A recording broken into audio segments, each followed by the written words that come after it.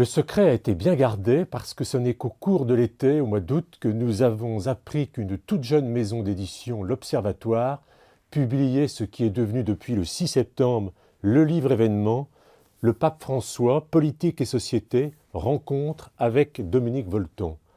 Alors ce livre, c'est d'abord une histoire. Dominique Volton, chercheur reconnu en communication, spécialiste de la mondialisation, a fait passer, sans trop y croire, une lettre au pape par un prélat au Vatican. Et aux surprises, le pape a dit oui, et non seulement il a dit oui, mais pendant 1 an, ils se sont vus à raison de 12 séances de travail pendant 2 heures. Donc le résultat, c'est ce livre.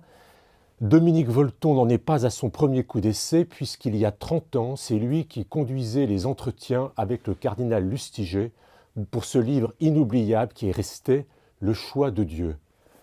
Ce livre, c'est une conversation à bâton rompu. Le ton est simple, direct. Le pape ne s'interdit rien, Dominique Volton ne se refuse aucune question. Le ton est parfois personnel quand le pape évoque son enfance, ses grands-mères, sa psychanalyse. Et puis, Dominique Volton entraîne le pape sur les sujets qui lui sont chers. Donc, ça n'est pas un livre où on va trouver des questions de théologie, ça n'est pas non plus une encyclique.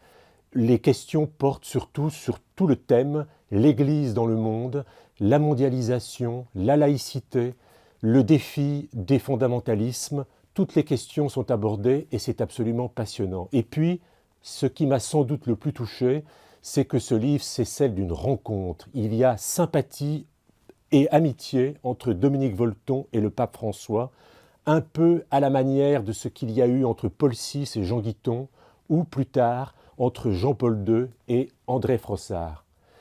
Et puis, on sent au fil des entretiens que Dominique Volton est impressionné, touché par cette personnalité, par cet homme de 80 ans qui lui fait cette confidence, qui le marque.